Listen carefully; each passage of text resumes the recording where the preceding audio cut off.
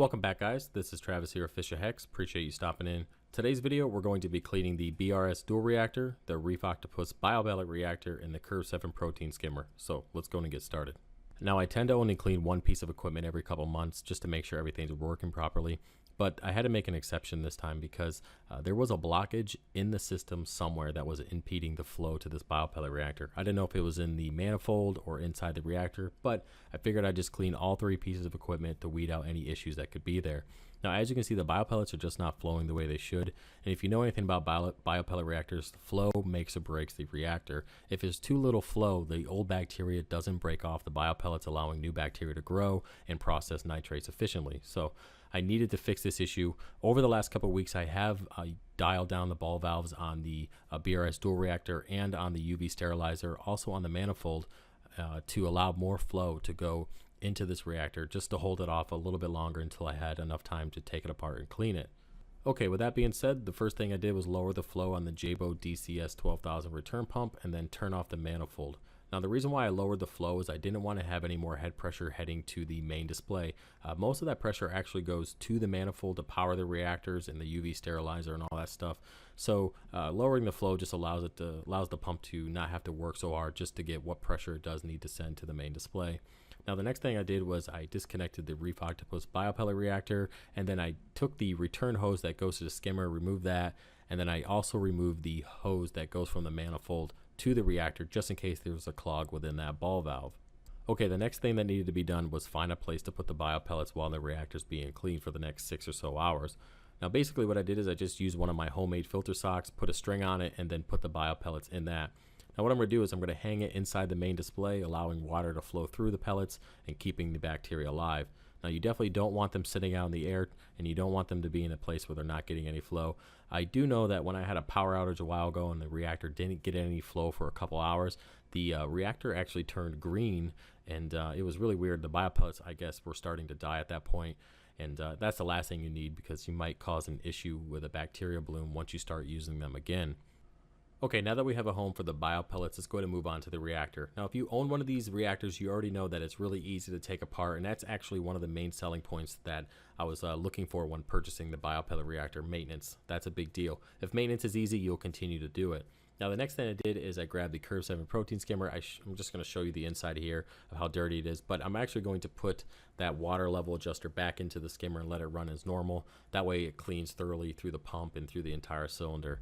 The next thing I'm going to add is the screen off my Jabo DCS return pump. It does have the air stone in there, but that's fine. It's zip tied. But as you can see, it's pretty dirty and it definitely needs to be cleaned. Okay, the next thing I'm going to do is add about 10 gallons of hot tap water, pretty much as hot as I can possibly get, into that container to get things started. Next, I'm going to add the BRS dual reactor parts. I'm going to leave the white part of the reactor there, of course, but I'm going to take off the cylinders, chambers themselves, take out the GFO, take out the carbon, put all the sponges and all that stuff inside, and allow that stuff to be cleaned. As you can see, they're pretty dirty, and they're definitely due for some maintenance. All right, now that I added all the water to the container, I'm just going to go ahead and put a utility pump. I think it's like 500 gallons per hour, something like that.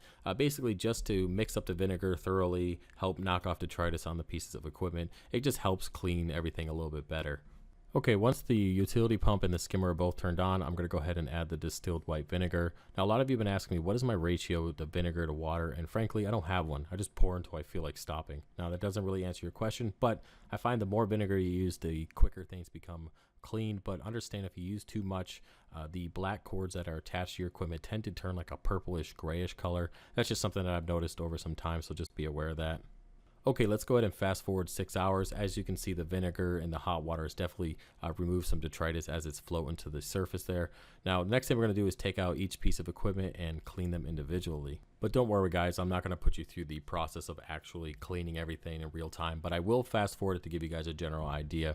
Now, if you have any questions about cleaning the Curve 7 protein skimmer, I have a video, I believe, in the 125 gallon playlist or the beginner guide playlist, one of the two, showing you going into great detail how to clean that skimmer. Now, what I do want to talk about, just in case you guys missed the previous video, is some of the things that are going on with this channel and some of the plans for 2017. Now, as I mentioned in the previous video, my mic took a shit, so I ended up having to order a new one. Hopefully this one sounds better. If you guys think it sounds better, feel free to let me know. And I do need to make adjustments for it, and I do have a filter coming, so you know, audio will get better as time goes on and I learn how to use the mic. But for now, it works, and that's the most important thing. The next thing I want to talk about is I've been getting several requests to do a live stream Q&A. Now, I've been hesitant to do this because my internet's been pretty crappy, but I have since upgraded and it seems to be a little bit better.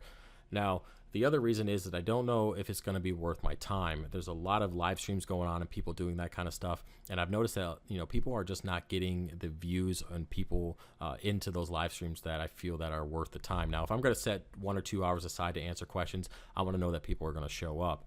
Now, I'm going to go ahead and put a comment in the section below saying something like, if you would show up to this live stream, feel free to like this comment. And if I get 200 likes on it, I will start live streaming Q&A on a Friday night or something like that.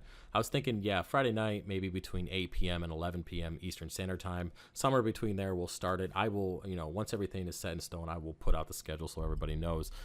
So if you're interested in something like that, feel free to leave a comment or like the one that I post. That way I know that people are going to show up. All right, the last thing I want to talk about is the 300-gallon build that's happening this September. Now, if you're new to the channel, the 125-gallon retank will be tore down around mid-July or so. I've already sold the tank, stand, and canopy to a subscriber, so thank you for that. Now, I'm in the process of figuring out a way to sell about 99% of the coral in this tank and still enjoy along the way. Now, there's 7 months left, roughly 7 months left until it's going to be completely down, and I really want to enjoy what the tank looks like and how it grows, but I've kind of understand that I need to cut frags now and I need to sell as we go over the next, you know, 5 or 6 months, because if I don't, I'm not going to get enough money, and I'm also going to shock the system if I cut up the whole tank at one time. So I kind of accepted my fate for this system, and I'm going to enjoy it as much as I can, but I still need to make the money to be able to move on to bigger and better things. All right, with that being said, I'll let you guys know when the website is completely finished and you can go ahead and purchase coral. I'm looking at the 1st or 2nd week of February, but again, I'll let you know. Now, just understand I'm a one-man show, built the website myself. It's nothing fancy, it serves a purpose, and it seems to be working up to this point. Now, we'll see once we start getting higher volume and purchases and how everything plays out, but I'm using the Shopify app through there, so it seems to be good on par. So there's just a couple things I got to tweak out, but so far it's working out. Now, just to let you guys know that every penny that I make through the coral frag sales, the frag plugs, the breakout boxes, the filter socks, the t-shirts, all sorts of stuff that I'm going to be selling, understand that every single penny that's going towards a new build. So this is kind of, you know, if you want to be part of that build, you know, you can go ahead and purchase any of those items from my site. Now, I'm not asking for money. I'm not telling you to go buy anything, but if you want to support the channel, feel free to go ahead and do so. Well, guys, that's about it for this video. As you can see, the Biopellet Reactor is working just as good as it did the first day I put it on the system, and thankfully so. I did figure out what the problem was. The gray tube that goes down into the Biopellet Reactor actually was clogged. There was like some macroalgae in there and some, you know, detritus and stuff. So cleaned all that out, and it seems to be working just fine. But I'm definitely glad I took this opportunity to clean all 3 pieces of equipment, and now I don't have to worry about it for the next 3 months, and we can continue to do other things. Now, if you liked the video, feel free to give it a thumbs up. Don't forget to subscribe for more, and I'll see you next time. Peace.